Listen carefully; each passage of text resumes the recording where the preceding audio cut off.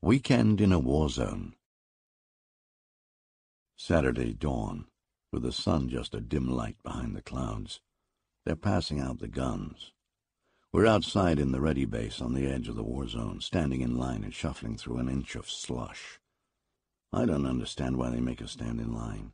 They could have given us the guns inside with the uniforms. It's cold out here. The armorer is the same guy that ran the credit check, reads thin, sallow complexion, squinty little eyes. Bored before and bored now, taking his own sweet time about everything. While we stand here and go shuffle, shuffle through the slush. He writes down the serial number of every rifle he hands over. I guess there is an extra charge if you lose the damn thing.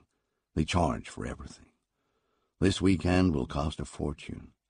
I wonder again what the hell I'm doing here. Tennis is a hell of a lot cheaper. And you come back alive. Always. Every time. My turn. The armorer squints at me. Checks the serial number on the gun he's holding, writes it down, hands it over. Name, he asks for. Birch, I say Andrew Birch. He writes that down, too. I take the gun and move off. The next guy shuffles up to the table. The gun is smooth black plastic, long as my arm, contours all flowing graceful towards the snout of the business end. It feels slick and cold in my hand, and there's a smell of oil about it. It's unloaded. I take a cartridge chamber from my belt and slip it in, and it clicks as it locks in place. Now I'm ready, like the guys in the ads. My first patrol, an armed soldier, a man, right. What bullshit. I don't think I'm much of a soldier. I hold the gun awkwardly, despite the company hypno training. I don't know quite what to do with it. If I knew, I wouldn't want to do it. I play tennis on weekends. I don't belong here. I was an idiot to come. What if they shoot me? The Concoms have guns, too. I turn the gun over, examine it. There's a rough spot on the underside of the barrel, lettering, a serial number and a legend, Property of Maneuver, Inc. Stancato drifts over, his gun under his arm, flipping up the night visor on his helmet. He's got the helmet tilted to one side, rakishly, I suppose. That's Stancato. What's worse, it looks good on him. In combat boots and helmet and this mess of green and brown that Maneuver tries to pass off as a uniform, he manages to look good. Rugged, masculine. He's at home out here, his stance says. He shouldn't be. It's his first time, too, I know that. Stancato always looks natural. He's taller than I am, and he's all lean muscle and dark good looks. I'm short and moon-faced, with wishy-washy brown hair. Stancato eats like a horse, and it doesn't disturb his chic body at all. I turn to Flab the second I'm not paying attention. Stancato wears all the latest of the office. Now it's flare necks and half-capes. Last month it was something else. He looks cool and fashionable. I wear the same stuff, and I look like an overdressed moron. I suspect I look like a moron now, in this uniform. It doesn't fit, it bunches in all the wrong places, and it's tight where it shouldn't be. It's not even warm. The wind cuts right through it. You'd think we'd get better with the fee they make us pay. I got half a mind to report them to Consumer Protection, if I come back alive. Stancato fondles his gun and smiles at me. A nice piece of hardware, he says. It'll do good by us. How the hell does he know it? His first trip, he talks like a vet already. But he's probably right. It'll do good by him. The drop chopper is revving up across the ready base, but it's not time to go yet. The others are still shuffling through the muck. I feel called upon to say something. I often feel that way, especially around Stancato. He's got a way of coming up to me and saying something that almost forces me to stick my foot in my mouth. This time I think. I don't want him to know how nervous I am. You think old man Dollarcheck will notice us? I say finally. Dollarcheck is our boss. The reason I'm here. The fucker maneuvers every weekend, been doing it for 20 years. Says a man isn't really a man until he's been blooded. Sounds just like a war zone commercial, but the fucker has a promotion to give, and I haven't had a promotion in 2 years. This had better impress him. Stancato is here for the same reason, only he won't admit it. He says he got bored with tennis and golf and hiking, wants more excitement. Stancato is a greedy bastard. He's 2 years younger than me, but we're the same grade already. Now he wants to pass me by. Dollar check signed up to be a major this time out, Stankato says, grinning. He's not going to see us, Andy boy. He won't even know you're here, so just relax and enjoy it. Everybody has their guns now. The Sarge lets out a bark and we all trot towards the drop chopper.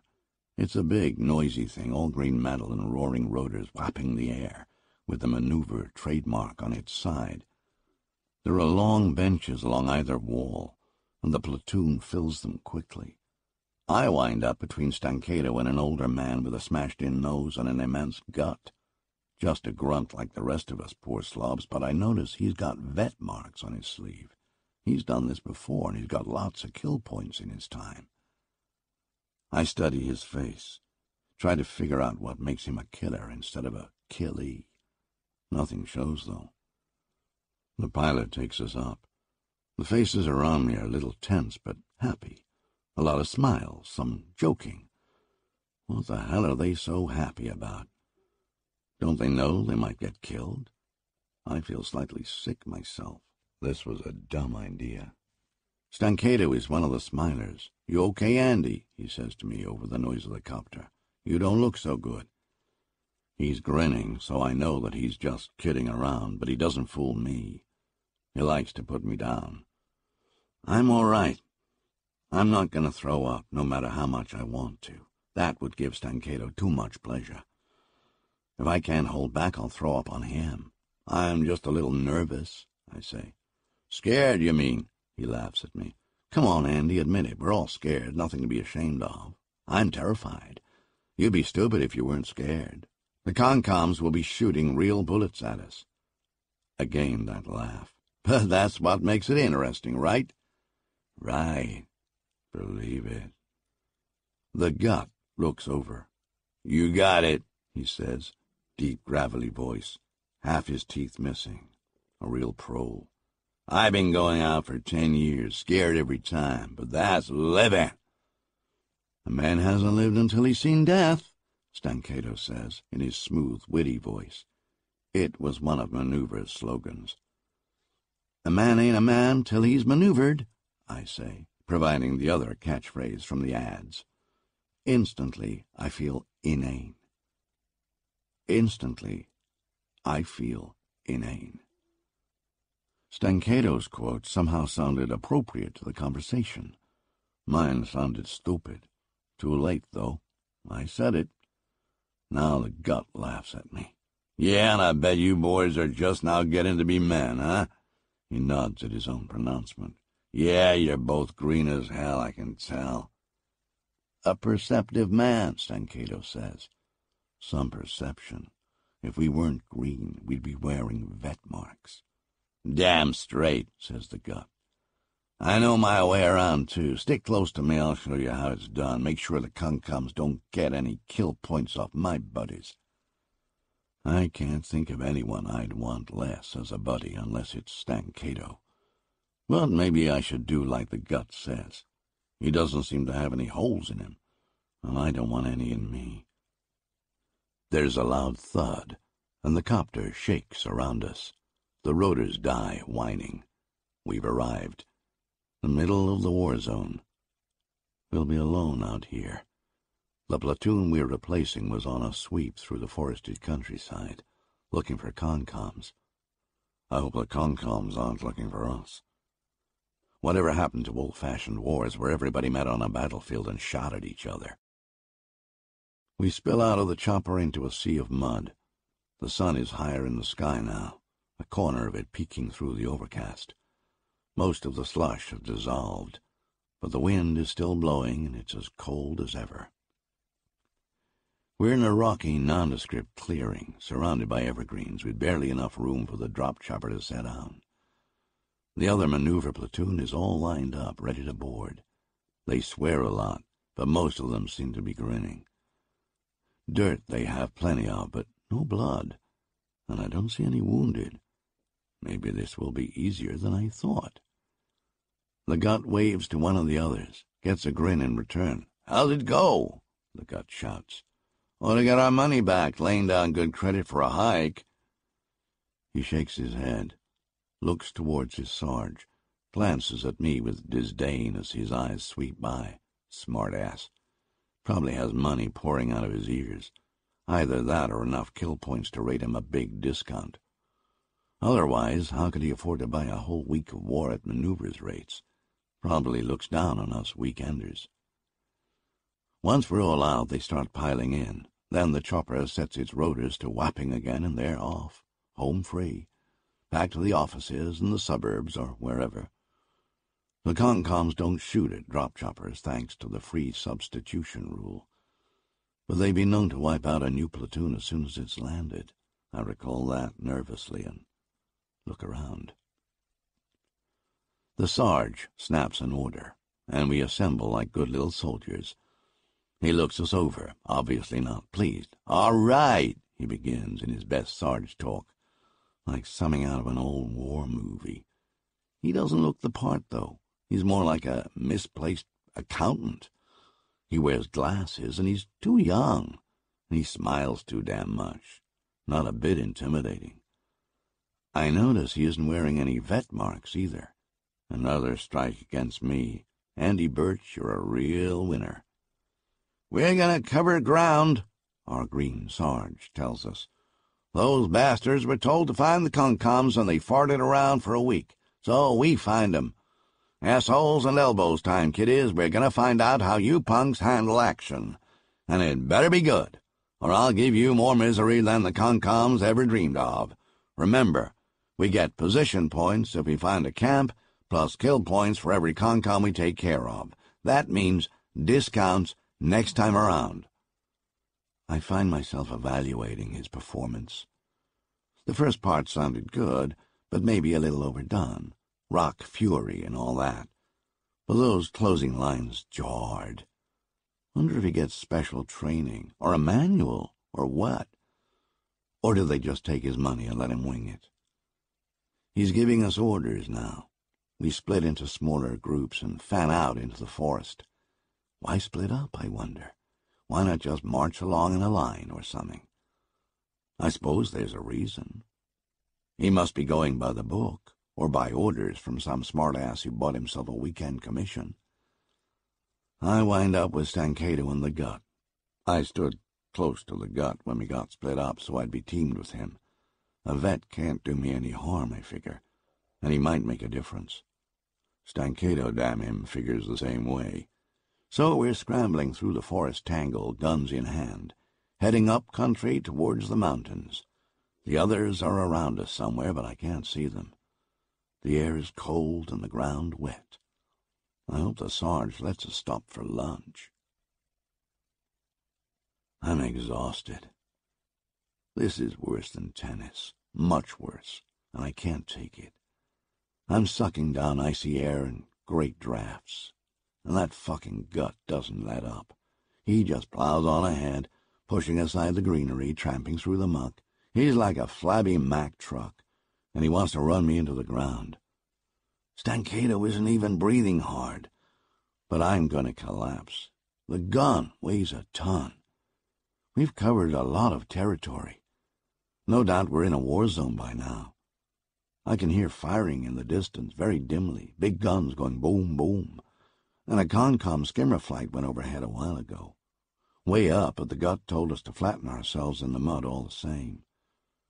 The stuff soaked right through the uniform. I'm colder than ever, but luckily the wind's died some. Near noon we stopped to eat in a small clearing against the side of a cliff, just the three of us. I don't know where the others have got off to. I don't understand any of this. Shouldn't we be staying with the others? Where are they? Wouldn't it be better if the whole platoon was together? I paid good money for this weekend. I wish I knew what was going on.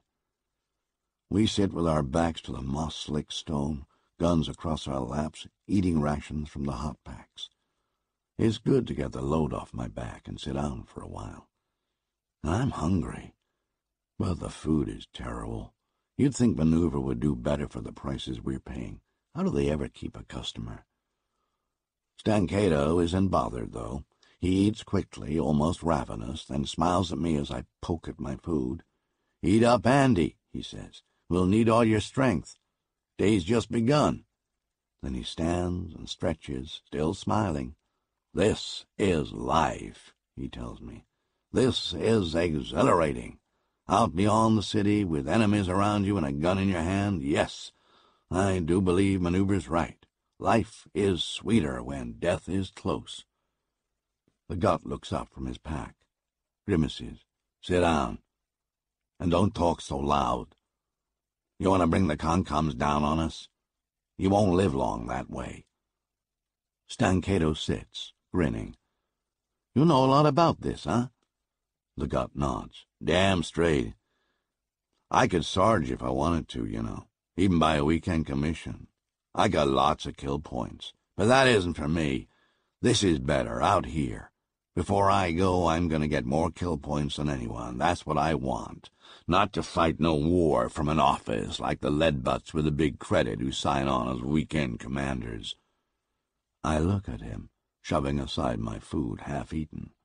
An ugly man with an ugly nose and a huge pot, and a small brain. Yet he's killed men. Better men than him, probably. And he comes back when others die. Why? I start to ask the question. But Stancato talks first. "You like killing," he says, eyes hard and eager. He'll like it, I know. He likes hurting. Likes to put people down, to humiliate them. Shooting holes in them is just his speed. "It's war," the gut says. "Here in the zone, yeah, but out there, too. We just don't call it war, but it still is. There are guys after you every minute, after your woman, after your job, pushing shit on your kids, trying to stick it to you. You have to fight back. And this is one way. Yeah, I like it. Why not? Those Concoms." He jerks his head towards the shrubbery savagely. "Most of them are niggers, you know. The Concoms do a lot of advertising down there where they live. They hate us anyway. Why shouldn't I enjoy getting a few of them?" He looks belligerent, as if he dares us to challenge him. I'm certainly not going to. He's a fool, but I might need him. Maneuver must like men like him. They hate, they kill, and they come back weekend after weekend. Sure, they get discounts, but they make money for the company all the same. Pile up those points, get enough of them, and finally, Maneuver wins the war, and Consolidated Combat has to hand over a big chunk of credit, instead of the other way round. War after war, the gut is there, I bet.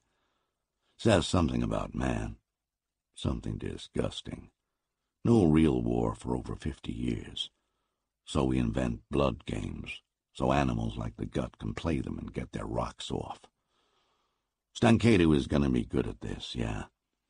Maybe he'll turn into the gut in time. That would be nice. He deserves a fate like that. Not me, though. I get out after this weekend. The gut gets to his feet and gestures. We pick up our guns and follow. Back into the forest. Late afternoon. The war is all around us, and the mud has turned back to slush and snow. But there are rocks underfoot, so we're making better time. There is a horrible smell in the woods, and noises, firing somewhere close. We crouch low and head towards it, scrambling silent as we can. I breathe easier now. I'm scared, but I've gotten my second wind, and my muscles don't ache anymore. I can't feel them at all. Ahead, a fallen tree is rotting with a dead body draped across it, face buried in bloody snow, like a tableau from a movie. It doesn't touch me until I realize that it's real. Then I start. It's been dead a while. The smell gets stronger as we approach. Near, I can see the swollen flesh and choke on the decay. The visor on its helmet is down. It died at night then. Its uniform is grayish, its skin black, a Concom. My first sight of the enemy. I hope all the Concoms I see are dead. The gut goes by without comment, smiling just a little. Stancato walks around it, swiftly, barely looking, unmoved. Just another part of the scenery for calm, cool Stancato. I stop as they go on ahead. I can't see the eyes through the visor. I realize I don't want to. Who the hell was it? How much did he have to pay for the dubious privilege of rotting out here? I feel a sudden urge to touch the body, the dead flesh. Revolted at myself, I stifle it. Yet I stare. Something moves on the body. I watch in fascination. Then suddenly, with a rush, I'm sick. I turn away, retching, vomiting all over the ground. For some reason, I avoid throwing up on the body. When I stop, Stancato is there, smiling his tight little smile. "Take it easy, Andy," he says. He puts an arm around me, the big man. "It's only a maggot. It won't hurt you." Only a maggot. Only a maggot. God, but I hate him. I grit my teeth, wrench free of him violently, and stalk back into the forest. We ran into 3 others from our platoon, and now we're together. I hardly remember them from the chopper, but I'm sure they must have been there. Don't know that we've gained much. 2 beefy oafs and a gawk is what we've got now, but the gawk has vet marks. He talks with the gut now, all low whispers, and he keeps looking around. They look absurd, like a military mutton Jeff. The gawk and the gut. These are the people I'm relying on to get me through? Shit. The gawk looks like he'd have trouble getting across the street.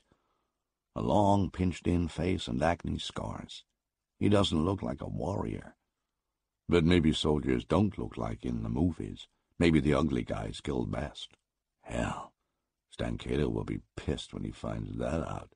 He wants to be the best at everything. The gut looks our way and gestures. "We got something," he says. "Grenade blasts over on the east, rifle fire. Jim says some of our boys are pinned down by the concoms. Let's go get 'em out." He grins. We run, a jogging trot, shoving aside the branches and sloshing through patches of snow. The gut looks eager. I'm terrified. What have I gotten myself into? Where are we going? I want out. This is madness. My hand trembles where I hold the gun. I'm going to throw up again. The war sweeps over us. One of the beef boys ahead of me stumbles suddenly, and the firing begins all around us. He falls, his head twisting grotesquely, his rifle spinning into a snowbank, a flower of blood blossoming from his chest. Dead. Dead, I think. We don't know where the shot came from. "A sniper!" the gut yells. "Cover! Take cover!" Then he's gone, faded away, down somewhere. The others fade, too. Only I remain, standing over the body, blinking down at it, frozen, indecisive. Another shot rings out, a stream of shots. I hear them hiss around me, and I feel strangely safe. You never hear the bullet that kills you, they say. Then someone grabs me, pulls me, yanks me off my feet, and knocks me into the trees. Stancato, of course. He falls down beside me, eyes sweeping alertly, rifle in hand, ready. I've dropped my rifle. It's out there, near the body, and I'm crying. At least, my cheeks are wet. Stancato ignores me. He lifts his gun and fires, and the black snout spits a rapid burst of death towards the trees. Was that where the shots were coming from? I don't know. I didn't notice, but he seems to. Other people are firing, too. Our guys, I think, but not me. Not me. I lost my gun. Then, for a long time, breathless silence. Stancato waits. Hands tight on gun.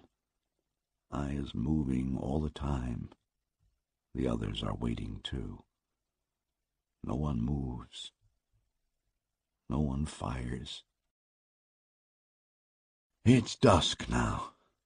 That comes on me suddenly as I watch the twilight creep around the evergreens and wrap the woods in folds of grayness. A lot of time is gone, but we don't move.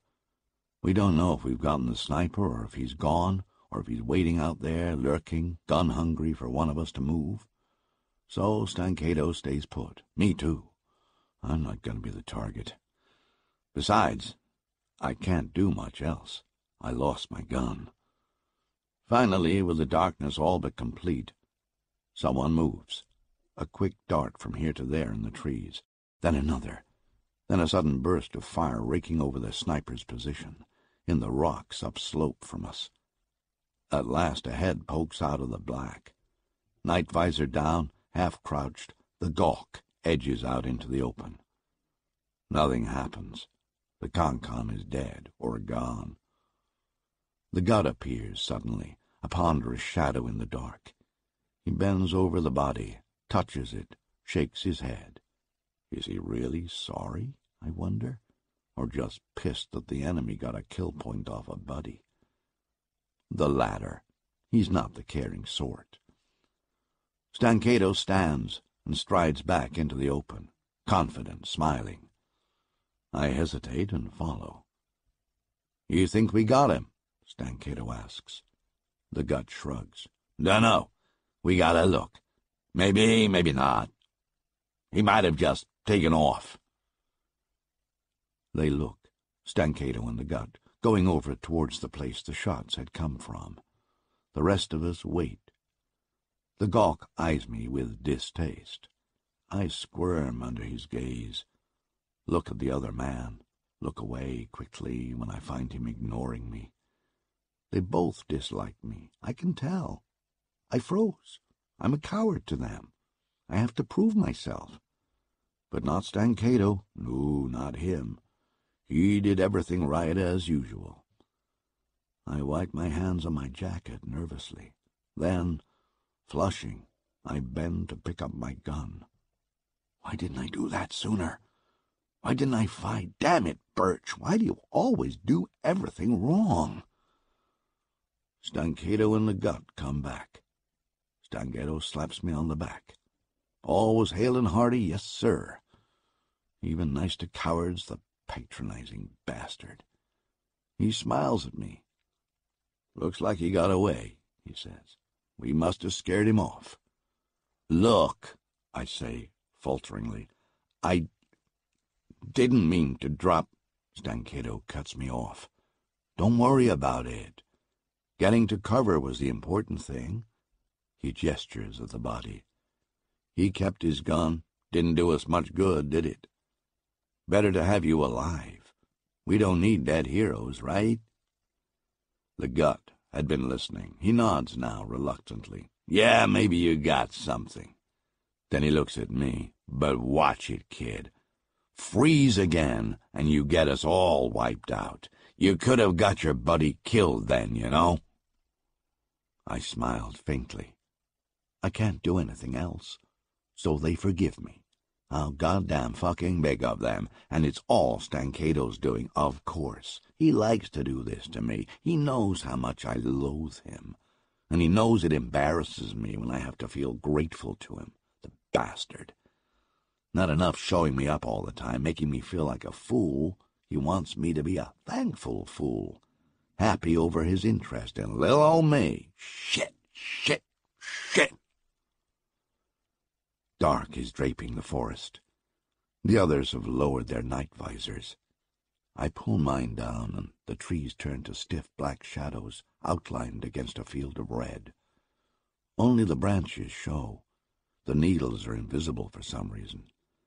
I shiver briefly, or maybe just tremble. The forest has become a murky hell, full of charcoal skeletons and half-seen shapes. I think I prefer the darkness, but I keep the visor down. We move off, the gut leading, the rest of us strung out behind. I don't know where we're going or why. I don't care. I just want this to be over with. Only a handful of hours to midnight now. Then another day, and another midnight, and the weekend's over. and the drop chopper returns to collect us. Me. I made it this far. Maybe I can make it all the way. Next weekend, back to tennis. I don't need this. Maybe Stancato does, but he's sick. I don't. This is where Birch gets out. Yes, I can do it. The thought soothes me. I clutch my gun and walk more quickly. We march for hours, silent except for heavy breathing and the crunch of new-formed ice underfoot as it gets colder. I forget about the war, Stancato, everything, except my feet and the cold. My boots have been soaked through and through, and the wetness has seeped in. My feet hurt for a long time, but now they've stopped. Numb. But tomorrow there will be blisters. I hate blisters. I'll bet Stancato never gets blisters. I'll bet he never had a blister in his life. Or a pimple, for that matter. He'd be a lot more bearable if he'd grown up with a face full of pimples like any normal person. The wind is blowing very loudly, shrieking around the pines, slicing through this shitty little uniform something awful. In a world of red and black, the biting cold is strangely out of place. Blue and white are the colors of cold. This is all wrong, but I feel it all the same. We walk. Aimlessly? Probably not. But aimless to me. Tramp, tramp, tramp, the boys are marching. This is war. What a overrated jip. The thought comes, goes. Then my mind wanders back to my feet in the cold, as always. Nothing else can hold me. The gun is very cold now, the plastic almost freezing. Maybe it's frozen to my hand. That should keep me from dropping it when they start shooting again. More walking, all in silence, breathing and footsteps ahead and behind me. But I don't know what's going on. It must be past midnight now. It must be. The war seems to have stopped for the night. I can't hear anything. But maybe my ears are tired, like the rest of me. Fuck it all, who cares? I'm cold. Fuck you, Stancato, and you Dolachek, and you Gut. All of you, idiots. Maybe it's near dawn. We've been walking a long time. The idea excites me. I halt, very briefly, lift my visor. But there's no light to the east. The stars are still up. Orion riding high, his dogs at his heels, brilliant points in the black. I can see his sword. I can never see his sword in the city. The stars look cold. With the visor up, I can see the cold as well as feel it. I suck in a chunk of ice, feeling strangely restful. Something shoves me from behind. Stancato. "Come on, Andy," he says, voice urgent. "Don't give up. We don't want to fall behind and get lost." I growl at him and stumble ahead. Give up, hell. I wasn't giving up. I just stopped to see if it was dawn. That fucker. Doesn't he give me any credit? We walk some more, through woods and mountains that look much like the woods and mountains we've already walked through an ice-water creek that wakes up my feet to sudden screaming pain, then back into the woods. We walk. The night is silent, but far away a flight of skimmers flame across the sky and drip fire. Black fire to us. We watch. We walk. Finally, rest. The Gut has found a cave. Not a real cave, just a small hollow in a wall of rock, but shelter. He slings off his pack, growls something to the gawk, spreads out his ground cloth and lays down. Instantly he is asleep, snoring. I'm exhausted. I lay down next to him. The others drop to their cloths and stretch out. The gawk tells me I have the first watch. I get up and watch, my muscles protesting, my mind blank. When the others are asleep, I slip up my visor and watch the stars and the skimmers. The western horizon is the one that's light, shining with orange flame and bright white flashes that grow and die against the mountains. A battle somewhere. I listen for the sound of guns. Dimly, far off, I can hear it. They're all asleep now. The gut looks like a sack of laundry, and he snores like a bellows. The gawk is all curled up in the corner, a frightened little boy. The other guy, the hunk of cannon fodder, sleeps with his mouth hanging open. But Stancato looks good. He's stretched out sort of casual, as if the cold doesn't touch him, his face composed, breathing light and regular. Alert, I'll bet. He won't be taken by surprise if the Concoms count us. Briefly, I consider that. What would happen if I left here? Maybe the Concoms would come, wipe them out, get some kill points. It'd be easy. No, I wouldn't be able to find my way back. Besides, what if the Concoms didn't get them? Then I'd be in trouble good. Besides, I can't leave men to die. Not even Stancato. Can I? Well, maybe Stancato. If I'd played tennis, I'd be home now, asleep probably in a warm bed with Miriam. Not that she's that exciting. I married her on the rebound anyway after Glenda left me for Stancato. Tall, blonde Glenda. Always so nice until he came along. Then turning on me, siding with him, cutting me down when I tried to keep her. She made a big mistake. I would have married her. Stancato just digs her body. So Glenda lost, and me too. I wound up with fat, dull Miriam. Only Stancato wins. I could shoot him.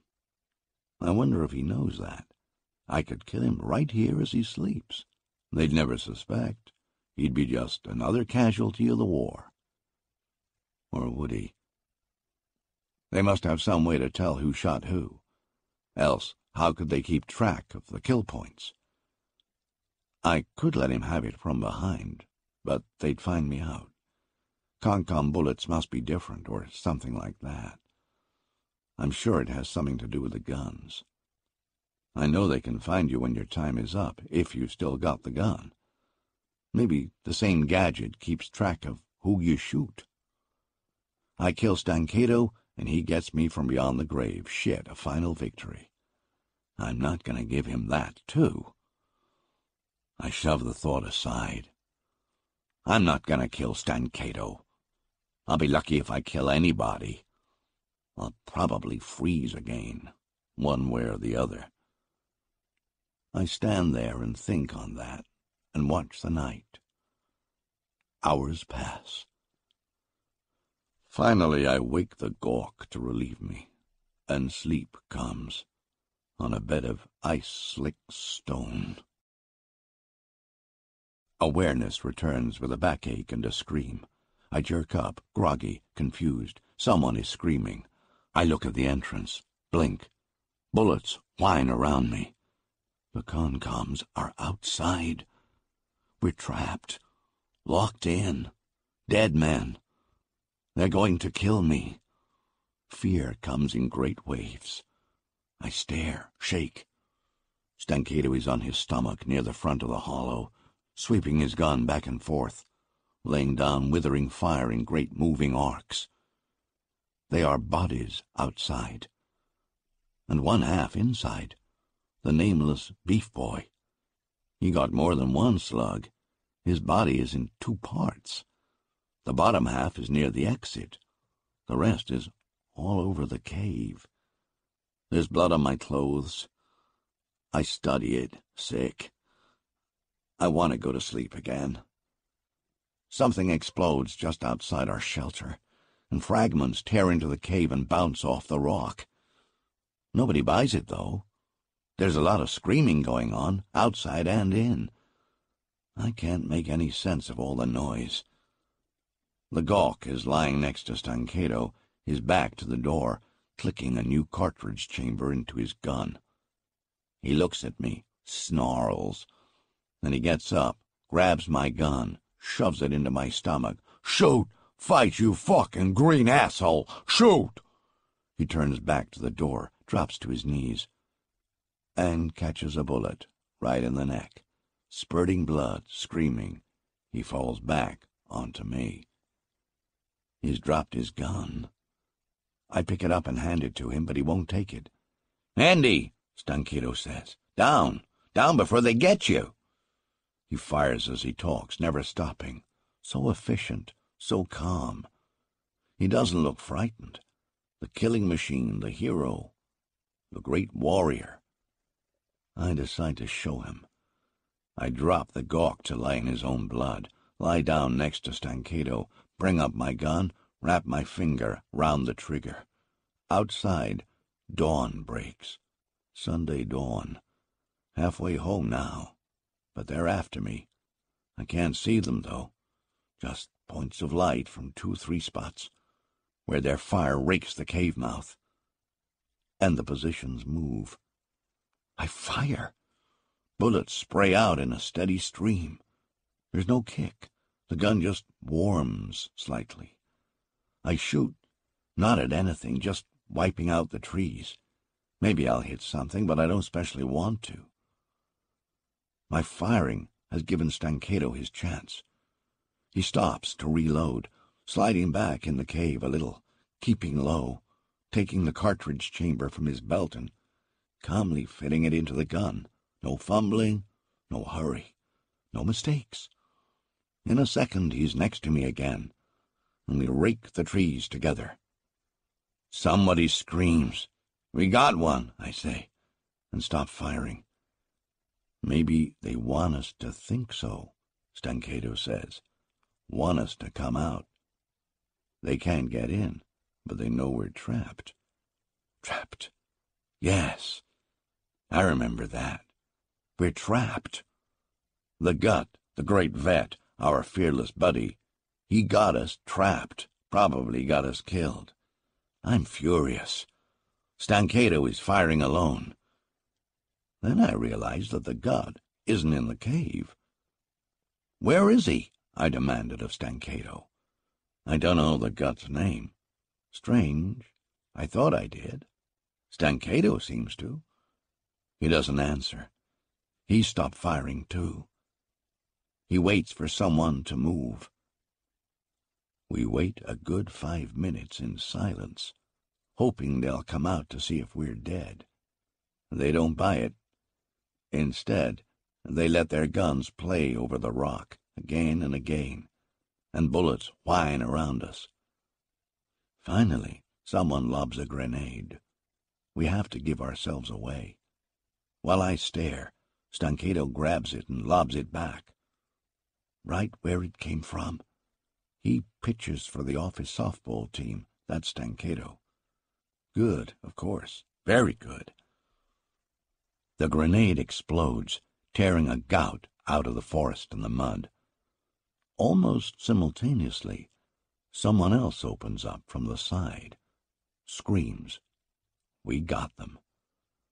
A concom staggers from behind a rock, bleeding from a hole in his chest the size of a fist. He gets 2 feet before the fire from the side cuts him down, hammering him ruthlessly as he tumbles and lays twitching.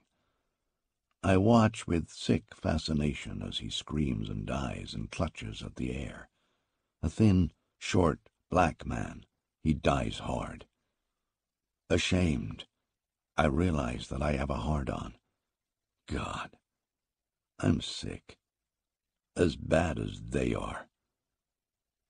The Gut steps from the side, gun under his arm. "All clear," he shouts. "We got all of them." Stancato rises and goes to him. "How many were there?" "8, he says. He laughs. "8 kill points now. How's our side?" I leave the cave, the blood-filled cave. Stancato and the Gut watch me approach wordlessly. The answer to the Gut's question. Damn. That's all he says. He wanted me dead. Just like Stancato. I'm a coward, a sick coward, no good to them. The better men are dead. That's what the Gut's thinking. How? I say feebly. I can hardly think. I was coming on guard, the Gut says. They opened fire on both of us. Got him, but I dropped down real quick-like and got into the bushes. And by then your buddy here was up and shooting at them, so they couldn't all go looking for me. He grins. You should good, he said to Stancato. You got a couple right off, and that's what saved us. Saved us? Stancato? Saved us? Does he always have to be the hero? Something tightens within me. I turn away from the two of them, leaving them there to smile at each other, to grin and congratulate themselves on the blood they've spilled. The butchers. The body of the black man lies near a clump of bare bushes on the branch of an evergreen. It's stopped moving now, but blood still drains slowly into the mud. His hands are old, lined leather hands, too small for his great baggy gray uniform. I bend to him, to the man whose death I enjoyed. Nearby, half under the tree, I see his gun. I drop my own and reach for it. The Concom guns are molded from greenish plastic, but otherwise they're the same. Of course, the weapons have to be the same, or the war wouldn't be fair. Underneath there's a serial number and a legend that says Property of Consolidated Combat, Inc. You pays your money and you takes your choice. Fight in the mountains, maneuver against Consolidated Combat. Try a jungle war, general warfare versus battlemaster. Slug it out in the streets of the city, tactical league against Risk Limited. There are 34 war zones and 10 fighting clubs. You pays your money, and you takes your choice. But all the choices are the same. I stand, the Concom gun in hand, and something comes at me. He jumps out of the dim-lit dawn greenery, and I take him in a blink. Gray uniform, black face, young, younger than me. A kid, a bloody, wounded kid. We didn't get them all.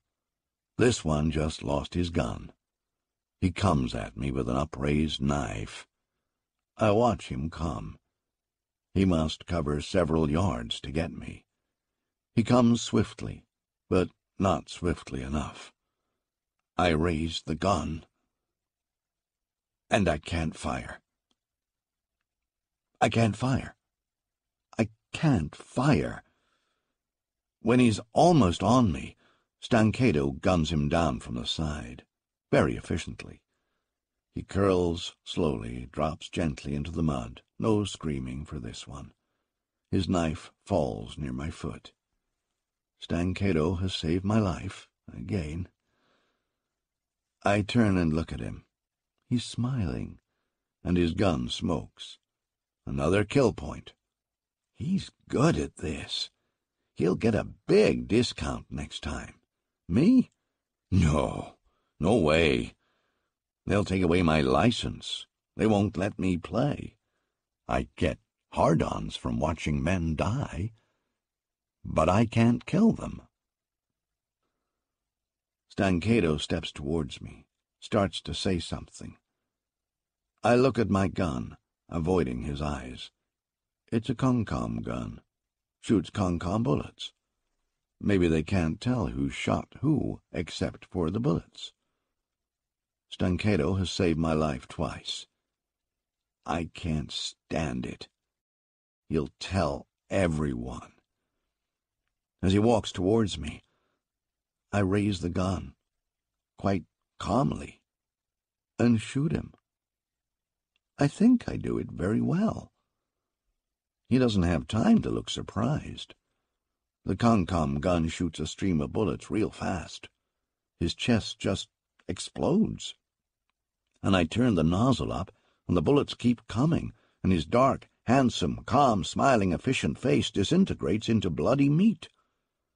The gut is standing there, mouth open, screaming, "You shot your buddy!" he screams. "You shot your buddy!" I turn the gun and shoot him, too. The hell with his vet marks. He isn't so hard to kill. I've been marching all day, alone, through the woods. My feet are cold, but I don't mind. I have a maneuver gun under one arm, and a Concom gun under the other. I'm piling up kill points.